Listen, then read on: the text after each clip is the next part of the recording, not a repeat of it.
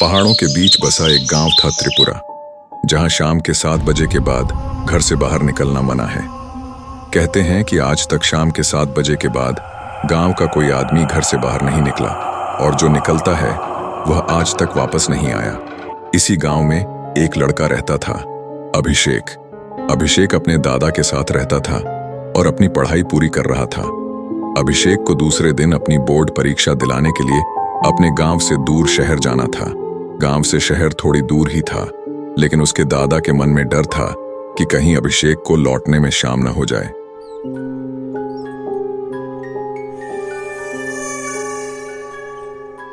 आखिर शाम 7 बजे के बाद हम घर से बाहर क्यों नहीं निकल सकते दादाजी?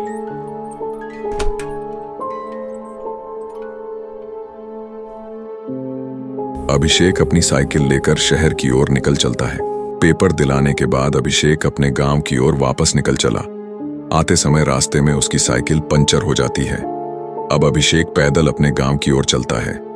साइकिल पंचर हो जाने के कारण उसे घर लौटने में देर हो जाती है। चलते चलते अचानक अभिषेक के हाथ में पहनी घड़ी का अलार्म बजने लगता है। अभिषेक देखता है कि घड़ी में 7 बज चुके हैं। उसे उसकी दादा की कही हुई बात याद आती है कि शाम 7 बजे से पहले घर आ जाना। अब अभिषेक जल्दी जल्दी घर की ओर निकल चला। मन में थोड़ा डर था, लेकिन मन में यह इच्छा भी थी कि 7 बजे के बाद गांव वाले घर से बाहर क्यों नहीं निकलते। ये सोचते सोचते अभिषेक आगे बढ़ता चला जाता है। थोड़ी दूर चलने के बाद उसे पेड़ पर एक उल्लू दिखाई देता है। एक भयानक डरावना उल्लू। 7 बजे के बाद आज तक अभिषेक ने अपने गांव में कभी उल्लू नहीं देखा था, न ही उसकी आवाज सुनी थी। लेकिन आज नहीं अचानक समझोगे बेटा, एक उल्लू अभिषेक की ओर देख अच्छे रहा से था। परीक्षा देकर शाम होने से अभिषेक मन पहले में घर आ सोचने जाना। लगा कि गांव में रहने के बाद भी आज तक मैंने उल्लू नहीं देखा, लेकिन आज अचानक उल्लू कैसे दिखाई दे गया। अभिषेक आगे बढ़ गया। कुछ दूर चलने के बाद अचानक एक उल्लू उसके पास से उड़ता हुआ निकल गया। अभिषेक समझ नहीं पा रहा था कि आज उल्लू क्यों दिखाई दे रहा है। अब अभिषेक थोड़ा थोड़ा डरने लगा, क्योंकि आज पहली बार वह शाम 7 बजे के बाद घर से बाहर था। थोड़ी दूर चलने के बाद अचानक एक उल्लू अभिषेक के ऊपर झपट पड़ा। अभिषेक जमीन पर गिर जाता है। जब वह देखता है तो वह उल्लू वहां नहीं दिखता, और न ही वह रास्ता जो उसके गांव की ओर जाता था। अब वह पहाड़ियों से घिरे जंगलों के बीच था। अभिषेक धीरे धीरे आगे बढ़ता है। उसे बहुत सी घंटियों की आवाज सुनाई देने लगती है। अभिषेक डरते डरते घंटियों की दिशा में आगे बढ़ता है। थोड़ी दूर चलने के बाद एक पुराना खंडहर दिखाई देता है।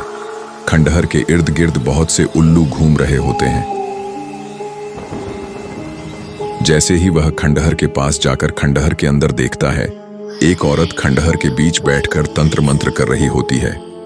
उसी के बगल में एक लड़का लेटा रहता है। वह लड़का अभिषेक का दोस्त था, जो 7 साल पहले अपनी मम्मी पापा के साथ शहर चला गया था, ऐसा उसके दादा ने बताया था। लेकिन वह उसके सामने मरा पड़ा था। उस औरत के सामने एक बोतल थी जिसमें बहुत सारा खून था। अचानक बहुत सारे उल्लुओं की आवाज आने लगती है और घंटियां बजने लगती हैं। फिर अचानक वह औरत पीछे मुड़ती है। वह कोई और नहीं, एक परितिन थी। उसका चेहरा सड़ा गला था और आंखें लाल थीं।